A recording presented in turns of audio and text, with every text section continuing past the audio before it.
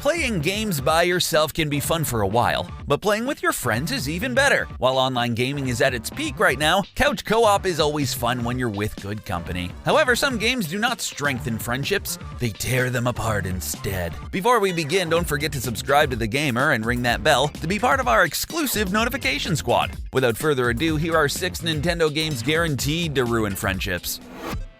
Number 1. Mario Party. We thought we would get the big one out of the way. You know it has the game to really test the bonds of friendships the world over, Mario Party. Whether you're playing Mario Party 1, 2, or 8, it doesn't matter. Any one of them can spell the end of a meaningful, healthy relationship with the like-minded people you've associated with over the years. Where to begin with Mario Party? From the beginning, it seemed Nintendo was hell-bent on making something unholy, something almost unplayable to the mentally sound and decent. Friendships after playing Mario Party turn into end-ships. Get it? And you want to know why? There are a lot of reasons, but the main one we'll look at is something a similar, more analog game has. Tell us, have you ever played Monopoly? The game you pull out when you either A, hate your party guests, or B, don't have Risk, the other game you pull out when you hate your party guests. Well, when do you stop playing Monopoly? When everyone has left. While the game may have an end, it can basically go as long as the players want. The only thing saving Mario Party from being insufferable is the turn limits you have on any given game. However, this does not save Mario Party from being a grueling endurance test driven mostly by chance. I'm doing air quotes in chance right now because there is some divine favoritism at work here. You see, Mario Party is much like a Greek play, in that, if the gods favor you, you're blessed with riches and good fortune in the form of early stars and winning minigames. But the Mario Party gods can be a fickle bunch, and just as you are winning and getting stars, it can all be undone with one wrong hit of the dice. As if the random chance and changing tides of luck were not enough, some of the games can be straight up unfair depending on who you are. If you are unlucky enough to get 2 versus 2 games, you will be on standby for shifting the blame for your loss on your best friend. The person you've been friends with for 10 plus years now is your sworn enemy and the bane of your existence for the next hour, as you two exchange snide glances at each other before erupting in a shouting match over who stole whose star, and now you're down one friend at least. But hey, at least you won a game of Mario Party before the heat death of the universe. Still beats playing Monopoly if you ask us. Number 2. Goldeneye. The modern shooter has come from very humble beginnings. It started with games like Doom and continues to be a very popular genre today. One of the milestones in the modern shooter's life was a little game by the name of Goldeneye 007 for the N64. Based on the James Bond film of the same name, Goldeneye puts you in control of James Bond, British secret agent. The game is famous in its own right for being a very good representation of the Bond franchise, doing so well that it received a reboot later on. People don't really talk about it though. However, the game is also famous for speedrunning because the end missions tell you your time and the mission score is based on time. So while the story and missions are remarkable, the same could not be said about some of the features in multiplayer. The game featured split screen, where the screen was divided in 4 parts for the players. We'll get into the nitty-gritty, but for now, let's take a moment to talk about one of the oldest reasons to get in a fight for couch co-op: screen cheating. When you glance over at your friend's screen to see where they are, that's screen cheating. You cut it out.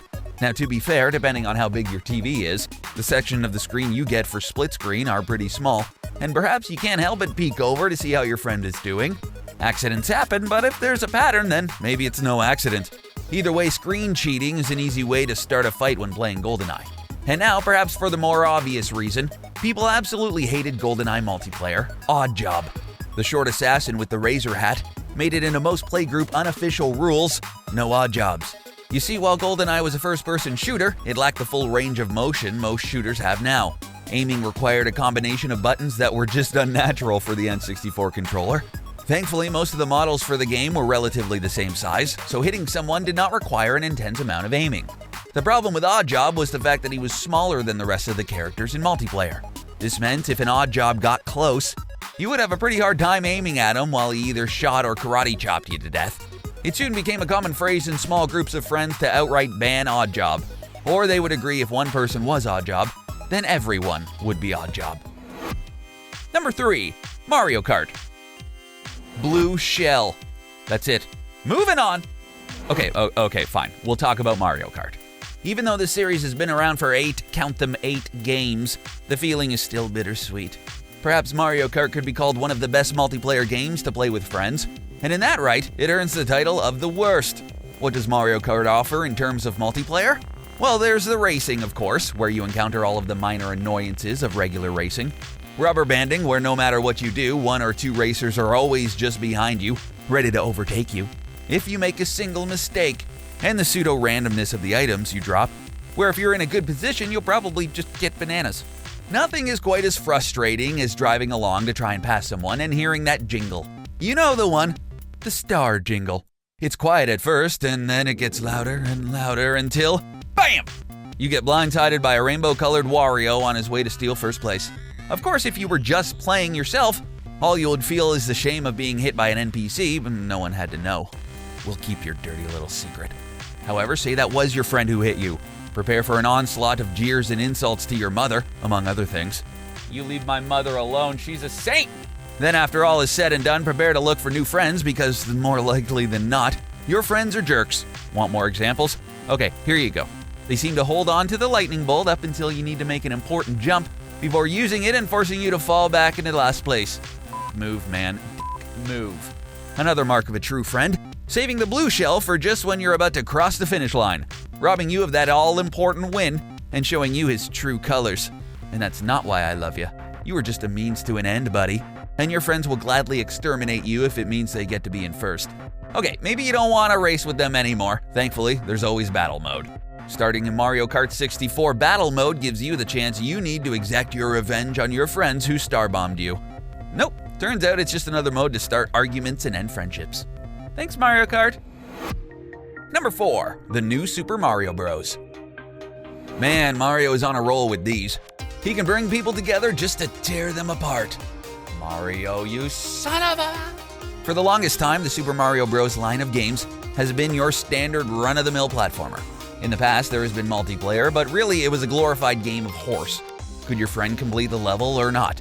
Well, somewhere along the line, Nintendo thought it would be a good idea to take a pretty good standard single-player game with the option of having multiplayer, and turn it into a co-op free-for-all. If you played Portal 2's co-op, you would see what we mean. Sure, the co-op in Portal 2 is required to progress, but in New Super Mario Bros., the concept of teamwork has gone out the window, along with logic and basic human decency. You see, in these games, it's all about one thing, getting to the end before your friends and making sure you get more stuff and screw them over at every turn. Looking at the layout of these levels, you might ask yourself why this has to be a multiplayer game series. And the answer is simple. There isn't one. Nintendo just likes seeing relationships end and causing human misery. They're evil. During a typical level in one of the new Super Mario Bros. Games, you are scored against your friends, showing just how much better your friends are at this game or vice versa. Use your friends as a means to an end as you jump over them and cause them to die a horrible death. Just kidding, they will float by you in a bubble, screaming internally as they experience an existential crisis at the thought of being dead, but still among the living, before you pop them back to life and return them to this mortal coil. Yeah, we're poets here at TheGamer. Whether you hate cooperation or you just hate your friends, this is the game to play. Number 5, Super Smash Bros. A game that could be borderline cathartic for how well it relieves tension and pent-up aggression. If you're familiar with Super Smash Bros., you're more than familiar with the competitive scene and the subsequent rage compilations that come with it. This just goes to show that even the pros get salty and rage at this game, and chances are your friends are going to as well. Super Smash Bros. Takes all your favorite Nintendo characters and puts them in a gladiatorial combat, launching each other off into the abyss that is off-screen. Now, this may start off like any old party game, but we assure you that it might devolve into something a little more primal. Have you ever had those deep, dark thoughts about doing horrible things? Like just going ham on someone who did you wrong, or maybe a friend who you may have been jealous of for something? Well, we introduce your catharsis by proxy. Instead of being a violent sociopath and beating your friends in the head because you were mad at them, you can just beat them up in a video game where you play as Luigi and rocket launch right into their Jigglypuff. You know what I'm talking about. However, your little cathartic moment is soon shattered when one of your friends starts using a janky character or always gets the smash ball. Now you have what is called a tryhard, a wannabe pro player who is maybe getting a little too full of himself. Now the room descends into a shouting match over what is fair and what should be allowed. You start banning the characters your friends can play, and before you know it, no one wants to play Super Smash Bros. Anymore because it's too stressful for your playgroup. Sure enough, what started out as a night of casual fun soon turned into a regular Super Smash Bros. Salt compilation. Number 6, Legend of Zelda: Four-Sword Adventures. Competition can certainly be a catalyst for conflict. This is because humans are bred to compete for resources and opportunity. Simply put, a competition can bring out the worst in people. However, the same could be said for cooperation. Now, the entire point of co-op games is to work together towards a common goal through cooperation, hence the name co-op game. Duh. Now, there are plenty of games with great co-op modes, from Halo to Gauntlet and more. However, there's a sick twist newer co-op games have added. We talked about this in New Super Mario Bros., how the game encourages you to do better than your fellow teammates. Well, the game responsible for this trend could be The Legend of Zelda 4-Sword Adventure. In this 4-player game, you all play as 4 different colored Links, but still Link nonetheless. Anyway, you're tasked with saving the land of Hyrule, you know, the same song and dance. However, the caveat is that you now have to save the kingdom of Hyrule, while also trying to earn more than your teammates, and make sure you are the linkiest Link of the Link group. Now, in early versions of this game, this required a 4-way link cable.